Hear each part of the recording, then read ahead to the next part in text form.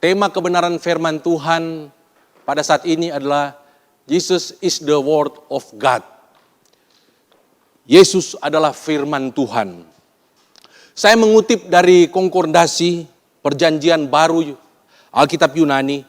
Kata firman yang ada di dalam Yohanes pasal yang pertama ini diterjemahkan dari kata Yunani logos. Kata ini sangat banyak digunakan di dalam Perjanjian Baru, kurang lebih 330. Dan dia memiliki arti yang berbeda-beda, tetapi makna utama daripada kata logos ini adalah kata, perkataan, sabda, atau kabar baik. Ini yang diterjemahkan dengan firman.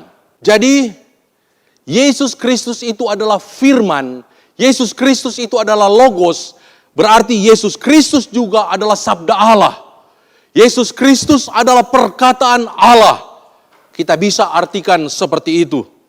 Nah, ada beberapa kebenaran berkaitan dengan Yesus adalah firman Tuhan atau sabda Allah atau logos yang saya temukan dari Injil Yohanes pasal yang pertama ini. Kebenaran yang pertama, karena Yesus adalah logos atau firman, maka dia adalah Allah yang kekal, yang telah menciptakan langit dan bumi, beserta dengan isinya. Luar biasa. Ketika dituliskan kata logos, ini sama seperti menyamakan Yesus dengan Allah yang berfirman yang terdapat di dalam kitab Kejadian. Jadi Yesus adalah firman Allah, Yesus adalah firman Tuhan yang adalah pencipta langit dan bumi beserta dengan segala isinya. Dalam ayat yang ke-10 yang kita baca bersama tadi, Rasul Yohanes berkata bahwa Yesus, ia telah ada di dalam dunia dan dunia dijadikan oleh dia. Luar biasa. Ini satu pengakuan iman yang sangat dahsyat. Rasul Yohanes mengingatkan bahwa Yesus bukan hanya sekedar firman. Dia telah ada sebelum dunia ini dijadikan. Dia adalah pencipta dunia ini. Hal ini juga seiring dengan kesaksian yang disampaikan oleh Nabi Yesaya. Di dalam Yesaya pasal yang ke-9 ayat yang ke-5, dia berkata bahwa Yesus adalah Allah yang perkasa. Yesus adalah Bapa yang kekal. Yesaya 9 ayat yang ke-5. Kalau kita melihat di dalam Kejadian pasal yang pertama, dalam ayat yang ketiga, di sini dikatakan berfirmanlah Allah. Kata ini dituliskan 3 kali di dalam Kejadian pasal yang pertama, ayat yang ketiga, ke-6, dan pada waktu Allah akan menciptakan manusia, dikatakan juga berfirmanlah Allah. Artinya, Yesus yang menciptakan kita juga manusia. Amin. Yesus yang menciptakan langit dan bumi dan segala isinya. Dia bukan hanya sekedar seorang rabi. Dia bukan hanya sekedar seorang nabi. Seorang kudus yang berasal dari Nazaret. Tetapi firman Allah berkata, dia yang menciptakan langit dan bumi. Dia yang menciptakan saya dan saudara yang ada di tempat ini maupun yang mengikuti ibadah ini secara online. Logos berfirmanlah, berarti Yesus adalah Allah yang menciptakan langit dan bumi dan segala isinya. Jadi kita harus bersyukur. Sebab berdasarkan Injil Yohanes pasal yang pertama, ayat yang pertama ini, dan Kejadian pasal yang pertama, ayat yang ketiga, 6, dan yang ke-26. Dan kita tahu bahwa firman Allah adalah benar dan mutlak untuk dipercaya oleh setiap umat Tuhan. Bahwa Yesus adalah Allah pencipta yang menciptakan segala sesuatu. Hanya dengan berfirman, hanya dengan mengeluarkan perkataan, segala sesuatu itu terjadi. Ini satu perbuatan yang dahsyat. Ini merupakan satu pribadi yang luar biasa. Kalau manusia menciptakan dari segala sesuatu yang bahannya sudah ada.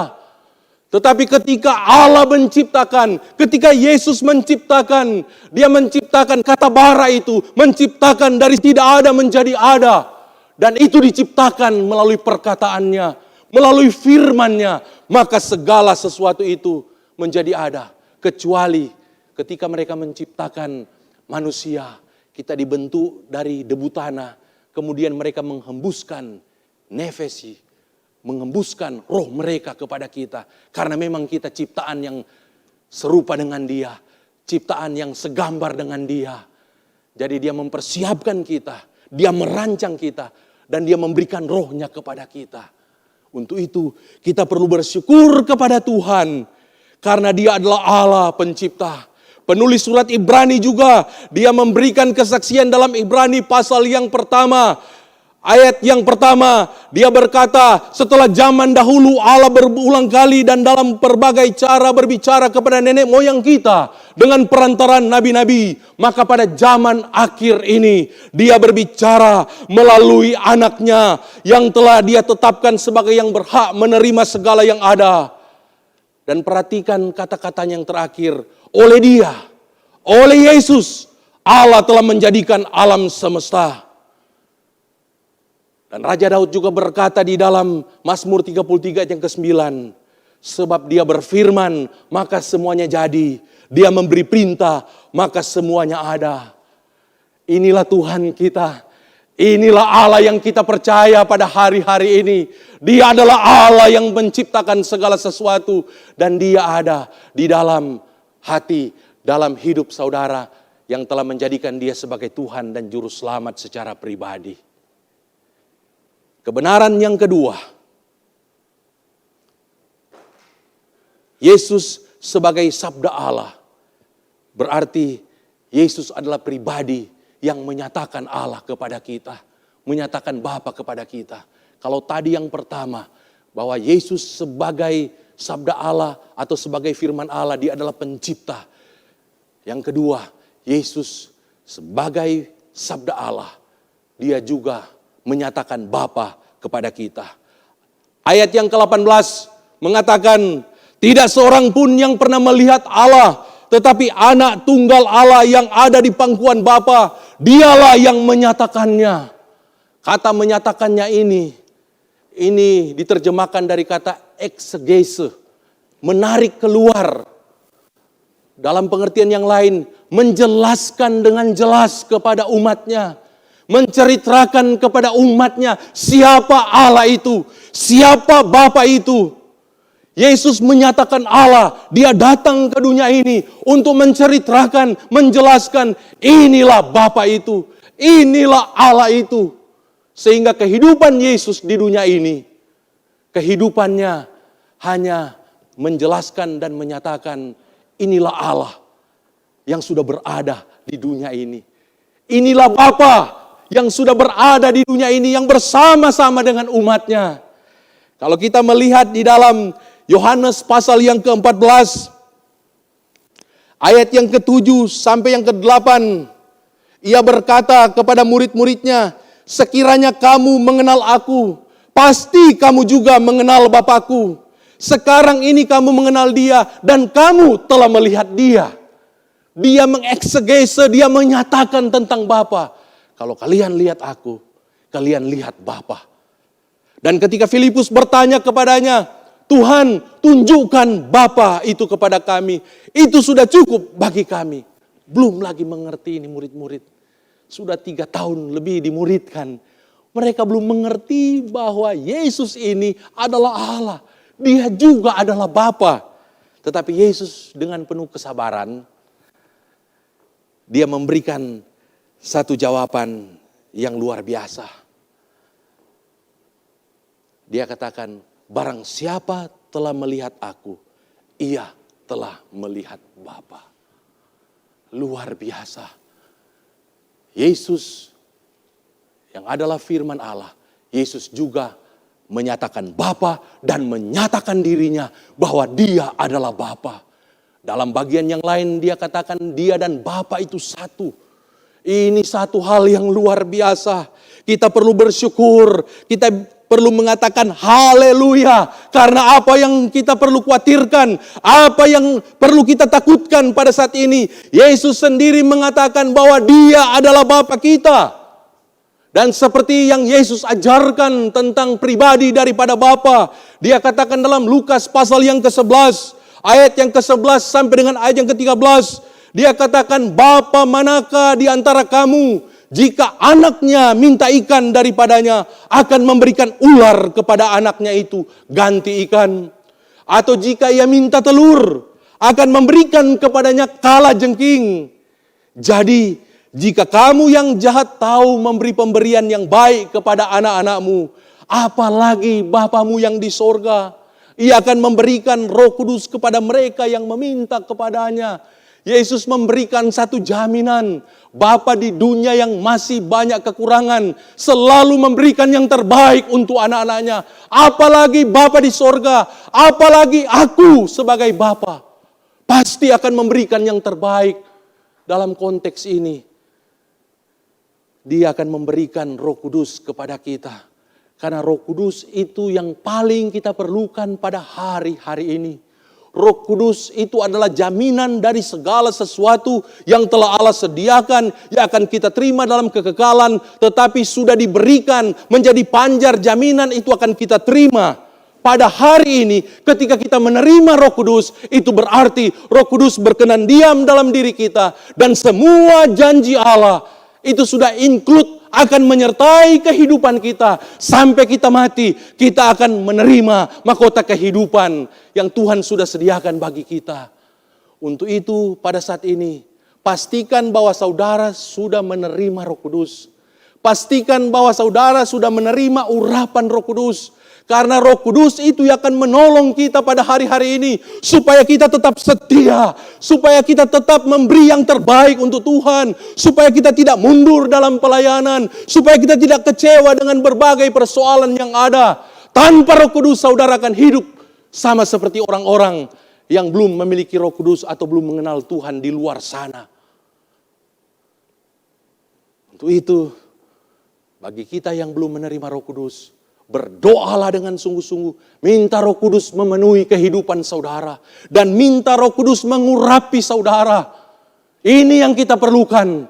Yang lain-lainnya itu hanya tambahan. Kalau Roh Kudus sudah kita miliki, maka kehidupan kita akan dahsyat. Banyak jiwa akan diselamatkan melalui saya dan saudara. Banyak orang akan dikuatkan. Banyak orang akan diberkati. Kita dipakai untuk menyelamatkan jiwa-jiwa yang terhilang. Dan diri kita sendiri juga terjamin keselamatan kita. Kebenaran yang ketiga. Sebagai firman Tuhan yang hidup dan berkuasa. Maka Yesus dapat kita andalkan pada saat ini. Di dalam Yohanes pasal yang pertama ayat yang ke-16. Firman Tuhan berkata. Karena dari kepenuhannya kita semua telah menerima kasih karunia demi kasih karunia. Ayat ini memberikan kekuatan dan pengharapan kepada kita. Bahwa kita yang telah percaya kepada Yesus Kristus sebagai Tuhan dan Juru Selamat kita secara pribadi. Kita diberi hak istimewa untuk datang kepada Dia. Dan memohon pertolongan kepadanya setiap saat. Sebab Dia adalah Allah Bapa yang penuh dengan kasih karunia. Kasih karunia itu artinya, saya tidak layak, tetapi Dia memberikan. Saya tidak pantas dengan kekurangan dan kelemahan saya, tetapi Dia mau menolong saya. Saya tidak layak diselamatkan, tapi Dia katakan, enggak, saya akan selamatkan kamu. Itu artinya kasih karunia. Itu adalah hadiah. Dan Yesus dalam firman Tuhan ini dikatakan, setelah kepenuhannya, maka kita akan beroleh kasih karunia demi kasih karunia. Artinya, kehidupan kita setelah kita diselamatkan, itu akan penuh dengan kasih karunia, dengan kasih karunia. Tetapi ini tidak mengajarkan kepada kita akhirnya menyalahgunakan kemerdekaan Kristen kita. Ya udah, karena Tuhan kita kan penuh kasih karunia, kita buat dosa saja. Atau kita gak usah melayani. Gak usah beribadah, kita utamakan yang lain. Gak apa-apa, gak usah ampuni yang lain. Gak usah memberikan yang terbaik. Kan toh Yesus penuh dengan kasih karunia. Ingat, Allah itu memiliki dua sisi sifat. Seperti satu mata uang, satu koin dengan dua sisi. Firman Allah berkata bahwa Dia adalah Allah yang kudus, Allah yang adil, yang akan membalas segala pelanggaran, segala kesalahan orang yang melakukan pelanggaran dan kesalahan. Tetapi di sisi lain, Dia adalah Allah yang penuh dengan kasih karunia. Jadi kita jangan main-main dengan Allah kita ini. Kita jangan main-main dengan hidup di dalam dosa, hidup dalam kegelapan. Karena saya mau beritahukan kepada kita, masing-masing kita memiliki kasih karunia yang berbeda. Artinya kalau seseorang dia masih hidup di dalam dosa dan dia beroleh kasih karunia, dia diampuni, dia dipulihkan, bukan berarti orang yang lain juga akan mengalami hal yang sama. Itu tergantung bagaimana hubungan saudara dengan Tuhan. Tetapi yang pasti firman Allah berkata dalam Filipi pasal yang kedua, keselamatan yang saudara peroleh itu harus dikerjakan, itu harus dijaga dengan takut dan gentar. Kita harus hidup dalam kekudusan. Untuk itu kita harus menghormati kasih karunia Tuhan. Kalau kita sudah menerima kasih karunia Tuhan, maka kita akan menjadi pribadi-pribadi yang sangat berterima kasih.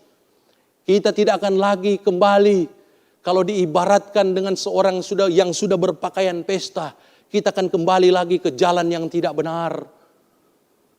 Kita tidak kembali lagi ke hal-hal yang tidak benar. Kita tidak akan mempermainkan kasih Allah kepada kita. Justru kita akan semakin sungguh-sungguh hidup benar. Sungguh-sungguh hidup di dalam keadilan. Dalam belas kasihan ya Tuhan. Kita akan semakin sungguh-sungguh. Bukan main-main lagi dengan dosa. Kiranya ini yang menjadi pegangan kita pada hari-hari ini. Bahwa Yesus adalah Tuhan yang penuh dengan kasih karunia. Tetapi kita harus menghargai kasih karunia-Nya kepada kita. Dengan kita mengasihi Dia. Dengan kita melakukan perintah-perintah-Nya. Yesus adalah firman Tuhan yang hidup. Yesus adalah firman Tuhan yang berkuasa. Dan sebagai kasih karunia, bentuk kasih karunia-Nya kepada kita. Maka firman Allah atau Alkitab yang saudara pegang, itu menjadi sarana untuk menjadikan kita semakin serupa dengan Dia. Firman Allah itu akan membentuk dan memperlengkapi kita agar supaya kita semakin menjadi seperti dengan Tuhan Yesus Kristus. Yeremia pasal yang ke-23 ayat yang ke-29 berkata, bukankah firmanku seperti api, demikianlah firman Tuhan, dan seperti palu yang menghancurkan bukit batu. Jika masih ada hal-hal yang tidak benar dalam hati, dalam pikiran dan perbuatan saya dan saudara, padahal kita tahu Allah tidak akan menjawab doa-doa kita, jika semua yang tidak benar itu disingkirkan. Ya kan? Yesaya 59 ayat yang pertama sampai ayat yang kedua. Dikatakan bahwa sesungguhnya tangan Tuhan tidak kurang panjang untuk menyelamatkan dan pendengarannya tidak kurang tajam untuk mendengar. Tetapi yang merupakan pemisah antara kamu dan Allahmu ialah segala kejahatanmu. Dan yang membuat dia menyembunyikan diri terhadap kamu sehingga ia tidak mendengar ialah segala dosamu. Sebab tanganmu cemar oleh darah dan jarimu oleh kejahatan. Mulutmu mengucapkan dusta, lidahmu menyebut-nyebut kecurangan. Dan Allah tidak akan menjawab kalau hal itu masih ada di dalam diri kita. Jadi firman Tuhan ini sebenarnya merupakan salah satu sarana Yesus menyatakan kasih karunia kepada kita. Supaya kita dibentuk, kita disucikan, kita dimurnikan. Agar supaya kita menjadi serupa dengan Yesus. Agar supaya tidak ada lagi pemisah antara Allah dengan kita. Agar supaya Allah menjawab doa-doa kita. Allah akan menyelamatkan kita. Allah akan menolong kita. Bahkan pada saat-saat yang sulit di dalam kehidupan ini. Ketika firman Tuhan itu kita izinkan, membersihkan, menyucikan, menghancurkan segala yang tidak benar dalam hati, pikiran, dan perbuatan kita. Untuk itu, bacalah firman Tuhan, biarkan dia menegur kita, dan lakukanlah firman Tuhan. Maka ia akan seperti api membersihkan hati dan pikiran serta perbuatan kita yang tidak benar. Dia akan menghancurkan setiap karakter yang tidak benar dan sifat kita yang sombong, yang mungkin mementingkan diri sendiri, yang tidak menghormati otoritas pemimpin yang Tuhan taruh di atas kita, yang tidak setia, yang cabul, yang suka menghakimi, memfitnah dan berbicara dusta. Firman Allah akan menghancurkan semua ini seperti palu yang menghancurkan bukit batu. Haleluya, haleluya. Dan ketika kita melakukan proses ini, proses dimurnikan oleh firman Allah yang kita baca, maka ada satu janji yang indah dari Tuhan. Dia berkata, jikalau kamu tinggal di dalam aku dan aku di dalam kamu, minta apa saja akan kuberikan.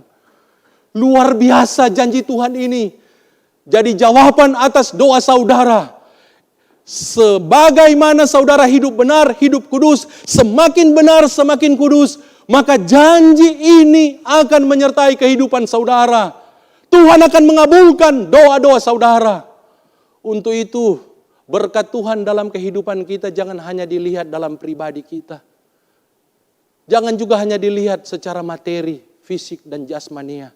Berkat Tuhan itu holistik. Kalau Tuhan memberkati saudara, karena saudara hidup benar, hidup adil, hidup kudus, maka itu juga akan berdampak kepada istri, suami, anak-anak, keluarga, bahkan orang-orang yang saudara kasihi.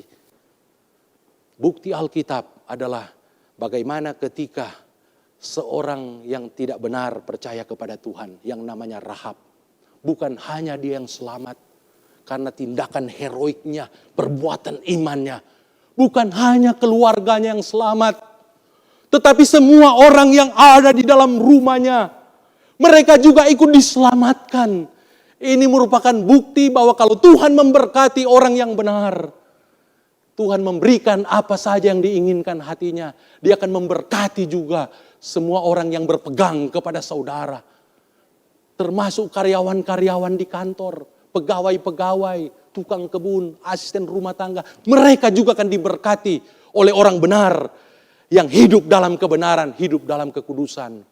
Tetapi jika sebaliknya, tidak hidup dalam kebenaran, maka mereka juga akan tercerai-berai. Ketika seorang kepala keluarga mengambil pilihan tidak lagi melayani Tuhan, maka kerusakan yang luar biasa terjadi dalam rumah tangganya, dalam pekerjaannya. Kalau kitab Amsal berkata, berkat bagi orang yang benar, umur panjang di tangan kanannya, kekayaan di tangan kiri. Dan semua orang yang berpegang kepadanya, dia akan berbahagia. Karena orang yang dipegangnya itu seperti pohon kehidupan. Tetapi sebaliknya, kalau kita tidak hidup benar, kita tidak hidup kudus, maka orang yang berpegang kepada kita, mereka akan menderita. Mereka akan tercerai-berai. Kiranya Tuhan menjauhkan hal ini dari kehidupan saya dan saudara. Untuk itu pada saat ini mari kita datang kepada Tuhan. Dia adalah firman Tuhan yang hidup dan yang berkuasa. Dia adalah Tuhan yang penuh dengan kasih karunia. Dan dia telah memberikan firman-Nya kepada kita. Untuk itu mari kita hidupi firman Tuhan ini. Kita lakukan firman Tuhan ini. Dan kita jangan takut, jangan mundur dengan berbagai persoalan yang terjadi dalam kehidupan kita. Tetapi marilah kita menjadi pribadi yang pantang menyerah. Amin. Pantang menyerah. Haleluya. Berapa minggu yang lalu kita mendengarkan seorang wanita yang pendarahan 12 tahun. Pantang menyerah walaupun harta habis. Yang penting ketemu Yesus. Dan dia mengalami mujizat dalam kehidupannya. 2 orang buta di kota Yeriko. Dalam Matius pasal yang ke-20 yang ke-32. Dikatakan bagaimana ketika Yesus bertemu dengan mereka, Yesus menawarkan kasih karunia-Nya. Apa yang kamu kehendaki, aku perbuat bagimu. Tuhan, supaya mata kami dapat melihat. Dan tergeraklah hati Yesus oleh belas kasihan. Dan dia menjamah mata mereka. Dan seketika itu juga mereka melihat lalu mengikuti dia. Ingatkah saudara tentang seorang lumpuh yang selama 38 tahun di pinggir kolam Bethesda Tidak ada keluarga yang menolong. Tidak ada rekan pelayanan mungkin yang menolong. Tetapi pada waktunya Yesus datang kepada dia dan menawarkan kasih karunia-Nya. Maukah engkau sembuh? Maukah engkau sembuh? Maukah engkau sembuh? Saya tidak tahu pada hari-hari ini, saudara yang mengikuti ibadah ini, apakah saudara dalam keadaan sakit, Tuhan masih menawarkan kasih karunia-Nya. Maukah engkau sembuh? Apa yang kau kehendaki aku perbuat bagimu? Kalau kita hidup benar, hidup kudus, katakan kepada Tuhan, aku mau sembuh.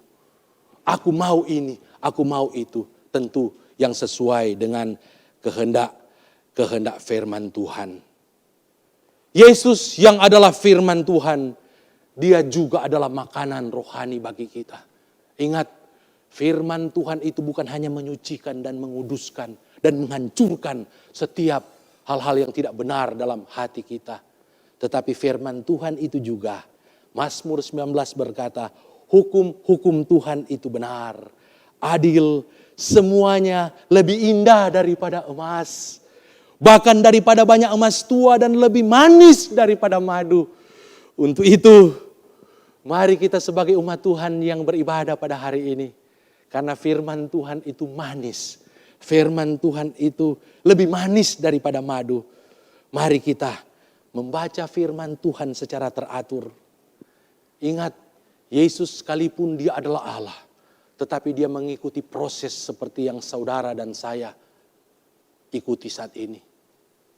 Yesus memang adalah Bapa, tetapi firman Tuhan berkata dia diasuh oleh Maria dan Yusuf. Dalam Lukas pasal yang kedua dikatakan dia hidup di bawah asuhan mereka. Artinya apa? Dia tunduk kepada otoritas yang ada di atas dia. Sekalipun dia sudah bisa bersoal jawab dengan tokoh-tokoh alim ulama. Dan memang Yesus dikaruniakan sunesis, kecerdasan untuk mengerti yang luar biasa. Karena memang dia lahir dari dalam kandungan Roh Kudus yang masuk ke dalam kandungan pada ibunya. Tetapi peran yang lain daripada kedua orang tuanya, itu yang membuat dia penuh dengan kasih, penuh dengan firman Tuhan.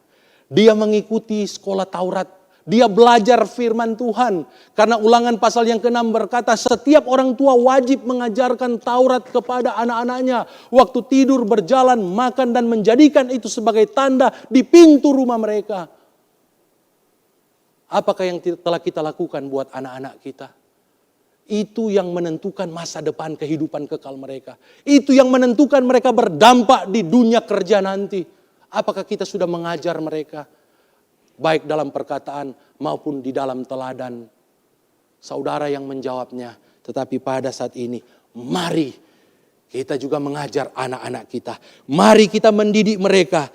Karena dengan kita mengajar mereka, dengan kita menegur mereka, menyatakan kesalahan mereka, kita memperbaiki kelakuan mereka, kita memperbaiki karakter mereka, maka mereka akan menjadi pribadi-pribadi atau manusia Allah yang diperlengkapi untuk setiap perbuatan baik. Kemudian jangan lupa ayat 5 berkata, Yesus adalah firman Tuhan. Dia juga adalah terang. Terang dunia ini, terang hidup ini. Dan kegelapan tidak bisa menguasainya. Dan karena kita adalah anak-anaknya, kita serupa dengan Yesus. Marilah kita juga, kita menjadi terang kehidupan ini.